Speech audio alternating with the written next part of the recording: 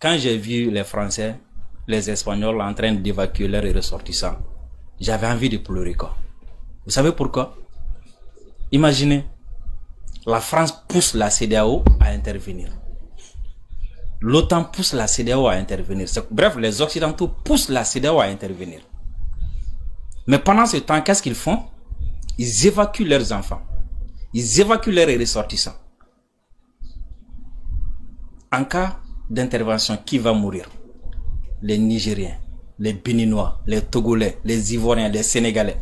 Vous avez entendu un pays de la CEDEAO qui a dit qu'il va évacuer ses ressortissants? Non, ils ne vont pas le faire. Ils ne pensent même pas à le faire. Ils n'ont même pas les moyens de faire ça. Donc c'est comme si l'Occident est en train de toujours jouer le même jeu. Ils sèment la terreur chez nous, ils sèment le chaos. Et pendant que nous nous entretenons, eux, ils profitent de l'uranium. Ici, eux, ils profitent de l'or. Ici, eux, ils profitent du pétrole. Et ils ont su que le vent que je vous décrivais tout à l'heure, ce vent est en train d'unifier l'Afrique. La jeunesse africaine, les Africains sont en train aujourd'hui de se donner la main. Un pays comme l'Espagne ou un pays comme la France peut venir se vanter ici ou bien se taper les poitrines au Mali ou au Niger parce que la France est membre de l'Union européenne. Elle est protégée par l'Union européenne. Donc c'est la force de l'Union qui fait que la France nous domine. C'est la force de l'Union qui fait que des pays qui ont une superficie moins qu'une région malienne arrivent à nous insulter ou à nous exploiter aujourd'hui. Parce que c'est la force de l'Union. Et ils voient que l'Afrique est sur cette voie-là. L'Afrique est en train de s'unir. Alors qu'est-ce qu'il faut faire? Une CEDEAO forte n'arrange pas l'Union européenne. Une CEDEAO forte n'arrange pas l'OTAN. Alors qu'est-ce qu'il faut faire? Il faut, à travers ce genre de situation, pousser 4 pays contre 4 autres pays. Imagine, regardez ce qui se dit aujourd'hui. Le Nigeria dit qu'il est prêt à intervenir. Le Ghana dit qu'il est prêt à intervenir.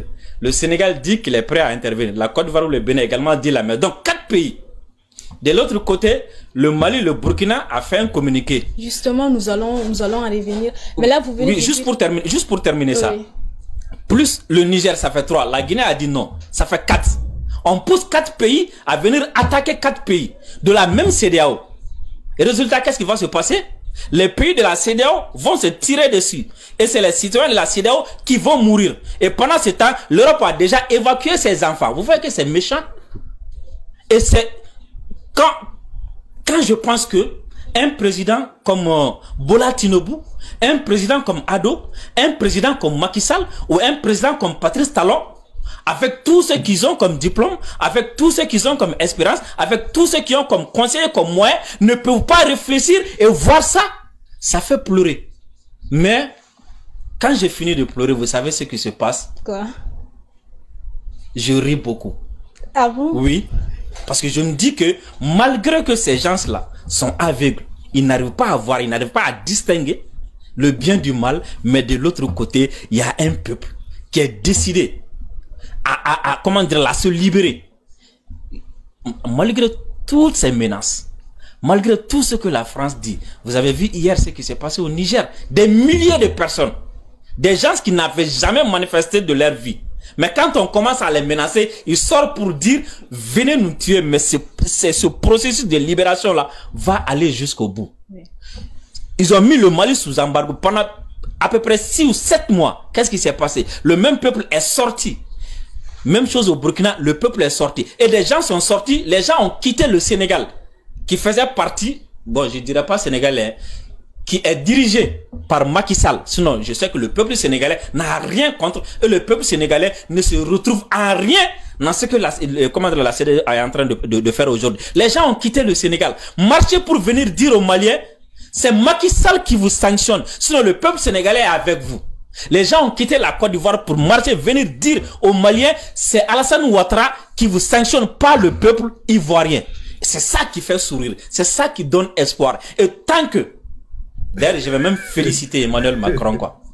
Parce que sa naïveté, hein, sa naïveté fait en sorte aujourd'hui que même ceux qui pensaient que nous étions des rêveurs, même ceux qui pensaient que nous n'étions que des propagandistes, ont su aujourd'hui que là, ces gens-là, ces pays-là, n'ont qu'un seul objectif, c'est de nous maintenir sous leur domination. Alors aujourd'hui, ces histoires de sanctions et ces histoires de menaces là, sincèrement parlant, sincèrement, ça veut dire c'est même pas comment qualifier ça quoi. Est-ce que vous comprenez? Comment peut-on dire que le coup d'État n'est pas bien pour le Niger? C'est ce qu'ils sont en train de dire. Hein. Le coup d'État n'est pas bien pour le Niger. Donc eux, ils pensent au bien-être des Nigériens. Mais aller bombarder le Niger, c'est ce qui est bien pour eux, pour les Nigériens. Couper les vivres, mettre l'embargo sur les Nigériens, leur empêcher d'avoir de la nourriture, leur empêcher d'avoir du carburant, leur empêcher d'avoir des médicaments. C'est ça qui est bien pour le peuple nigérien?